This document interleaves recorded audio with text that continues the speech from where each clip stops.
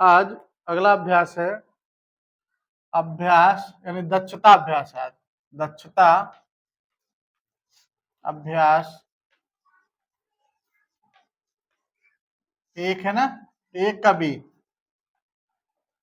यानी दक्षता अभ्यास 1A हो चुकी है और दक्षता अभ्यास 1 का बी। ठीक, अब इस प्रश्नावली में हमें पढ़ना क्या क्या है। हम लोगों ने पिछली जो प्रश्नावली जो थी जिसे निरपेक्ष मान, ठीक, परिमेय संख्याओं को दशमलव रूप में बदलना, फिर दशमलव रूप से परिमेय संख्याओं में बदलना, ये जो महत्वपूर्ण प्रश्नावलियां पढ़ी थी उन्हीं का आज इस अभ्यास में सम्मिलित रूप है। ठीक, यानी उन सभी के प्रश्न यहाँ पर मिलेंगे तो उन्हें हमें हल करना है। आइए एक एक देखते हैं। पहला प्रश्न है, लिखा है, कह रहा है यदि x बराबर दिया है -3/5 और कामा y बराबर दिया है -4/7 तो कह रहा दिखाइए, यानी यहाँ पर एक शर्त दी गई है, दिखाइए कि, यानी शर्त क्या है कि मॉड x गुणे y बराबर है मॉड x गुणे मॉड y। ठीक, एक तो शर्त ये दी थी और दूसरी शर्त ये दी है कि मॉड x भागित y बराबर में आएगा मॉड x भाग का चिन्ह फिर मॉड y। ठीक, तो दोनों शर्तें सेम वैसे ही लगेंगी, बस फर्क क्या आएगा, यहाँ पे जो चिन्ह अंदर है उन्हें हल करने का आएगा। गुणा वाले में गुणा कराएंगे, भाग वाले में भाग कराएंगे, बाकी लगाने का तरीका वही है। जैसे पहली शर्त लिखा है x गुणे y बराबर मॉड x और गुणे मॉड y। ठीक, अब क्या करेंगे, यहाँ पर मान रख दो। क्या, x बराबर कितना दिया है -3/5, फिर गुणा y का मान कितना दिया -4/7। ठीक, मॉड का चिन्ह लगा था, लगा लिया, बराबर इधर x यानी मॉड x कितना -3/5 x का मान दिया है तो मॉड -3/5 और गुणे फिर मॉड -4/7। ठीक, अब यहाँ पर तो हमें पहले हल करना पड़ेगा, बाद में निरपेक्ष मान निकालना है, और यहाँ पर पहले निरपेक्ष मान निकाल लेना है और बाद में गुणा कराना है। तो देखो, तो ये कितना आएगा, अंश कटेगा तो है नहीं, तो हमें अंश अंश का गुणा कराना है और हर हर का गुणा कराना है। तो अंश अंश का कराओ, 4×3 = 12/7 35। ठीक, और ऋण ऋण का गुणा धन, बराबर इधर इसका निरपेक्ष मान निकालेंगे तो आएगा 3/5 गुणे 4/7। इसका निरपेक्ष मान निकालेंगे तो ये 12/35 ही आ जाएगा, बराबर इधर गुणा करा दो, 4×3 = 12/7 अब हम क्या देख रहे हैं, यहाँ पर जो लेफ्ट हैंड साइड आई है हमारी वो बराबर है राइट हैंड साइड के। दोनों पक्ष बराबर हैं और जब दोनों पक्ष बराबर हों तो इसका मतलब हमारा जो कथन है वो सत्य है। ठीक, तो इसका दूसरा वाला हम नहीं बताएंगे, दूसरा वाला हम नहीं बता रहे हैं। यहाँ पर जैसे क्या है, x के स्थान पे क्या लिख देना है -3/5, फिर भाग का चिन्ह y के स्थान पर -4/7, फिर इधर x के स्थान पर -3/5, फिर भाग का चिन्ह y के स्थान पर -4/7। इसके बाद फिर क्या करेंगे, यहाँ भाग का चिन्ह है तो भाग की जगह पर गुणा का चिन्ह लगाएंगे, और जैसे गुणा का चिन्ह लगाएंगे तो ये जो संख्या है y वाली -4/7, बाद वाली संख्या जो रहेगी वो पलट जाएगी। ठीक, पलट जाएगी तो क्या होगा, ऊपर वाली नीचे हो जाएगी और नीचे वाली ऊपर। चलो सब बता दे, क्योंकि तुम लोग पता नहीं कर पाओ ना कर पाओ। दूसरा देखो, लिखा है x भाग का चिन्ह y फिर बराबर में मॉड x फिर भाग का चिन्ह मॉड y। ठीक, तो मान रखो x का मान है -3/5, फिर भाग का चिन्ह, y का मान है -4/7, फिर मॉड का चिन्ह बंद। इसके बाद x मॉड x कितना है -3/5 है ना, और y भाग फिर y का मान माइनस का 4/7। ठीक, यहां पर पहले हमें भाग हल करना है, उसके बाद करना है गुणा, यानी भाग निरपेक्ष मान बाद में निकालना है। तो आएगा -3/5, भाग की जगह पर गुणा का चिन्ह 7/4। ठीक, फिर निरपेक्ष मान का चिन्ह बंद, इधर पहले निरपेक्ष मान निकाल लेना, तो ये 3/5 और भाग की जगह पर लगा तो गुणा का चिन्ह, और इसका निरपेक्ष मान भी निकाल रहे हैं तो संख्या पलट जाएगी, यानी 7 ऊपर और 4 नीचे। ठीक, इनका गुणा करा लो तो 7 त्रिक 21, यहाँ पे चिन्ह हट जाएंगे सारे। ठीक, निरपेक्ष मान जब निकल आता है तो सारे चिन्ह हट जाते हैं। तो 7 त्रिक 21 बटे 5 को 20, और ये ऋण ऋण ऊपर नीचे, ये ऊपर आ जाएगा, नीचे ये कट जाएगा, और ये ऐसे निरपेक्ष मान का चिन्ह इधर 7 त्रिक 21 बटे 5 को 20, तो 21/20 निरपेक्ष मान के चिन्ह हटाएंगे तो सारे चिन्ह हट जाएंगे, बराबर इधर 21/20। फिर वही लेफ्ट हैंड साइड बराबर राइट हैंड साइड, है ना, अतः कथन सत्य है। तो ये हमारा पहला कंप्लीट। अब 2 नंबर जो सवाल है, 2 नंबर प्रश्न यहां बोला गया है, कह रहा है कि उन सभी परिमेय संख्याओं को ज्ञात कीजिए जिनका निरपेक्ष मान 5/6 है। ठीक, यहां पर क्या दिया गया है, हमें निरपेक्ष मान दे रखा है। निरपेक्ष मान कितना दे रखा है, बोला गया 5/6 निरपेक्ष मान दिया गया है।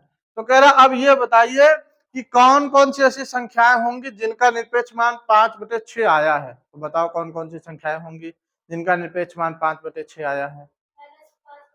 हाँ, पहली संख्या क्या होगी, -5/6, दूसरी 5/6। यदि हम, ये 2 संख्याएं ऐसी हैं, एक तो -5/6 है, ठीक, दूसरी 5/6।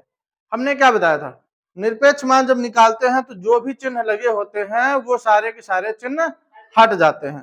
तो माइनस की संख्या जो होगी उसका भी निरपेक्ष मान प्लस का आता है, और जो प्लस की संख्या होगी उसका भी निरपेक्ष मान प्लस का ही आता है। यानी निरपेक्ष मान का मतलब क्या है, केवल संख्यात्मक मान। निरपेक्ष मान का मतलब क्या है, केवल संख्यात्मक मान, उसमें प्लस माइनस का कोई भी चिन्ह नहीं होना चाहिए। ठीक, तो ये हमारा 2 नंबर का क्वेश्चन हो गया। 3 नंबर क्वेश्चन है, कह रहा उस परिमेय संख्या को ज्ञात कीजिए जिसका निरपेक्ष मान 0 है।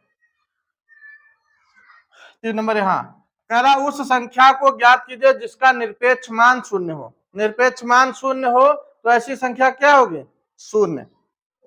ठीक, ऐसी संख्या क्या होगी, 0। तो हम यहाँ लिख सकते हैं 0, क्योंकि 0 ही एक ऐसी संख्या है जिसका निरपेक्ष मान 0 ही होता है।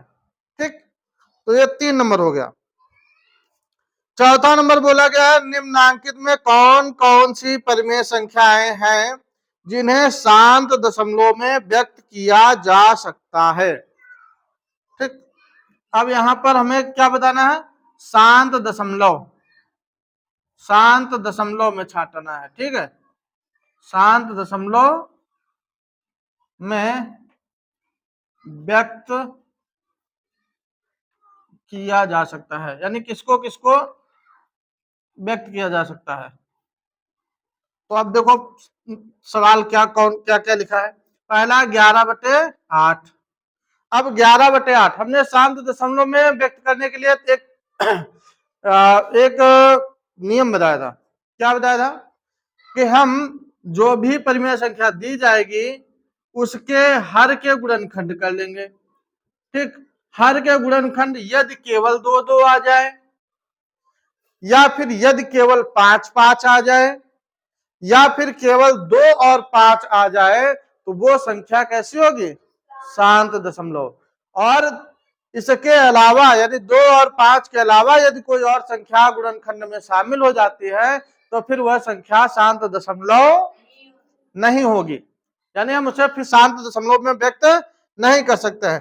तो पहला ये शांत दशमलव में व्यक्त किया जा सकता है, तो इसे लिख देंगे, यानी 11/8 आगे लिख देंगे, शांत दशमलव में व्यक्त किया जा सकता है।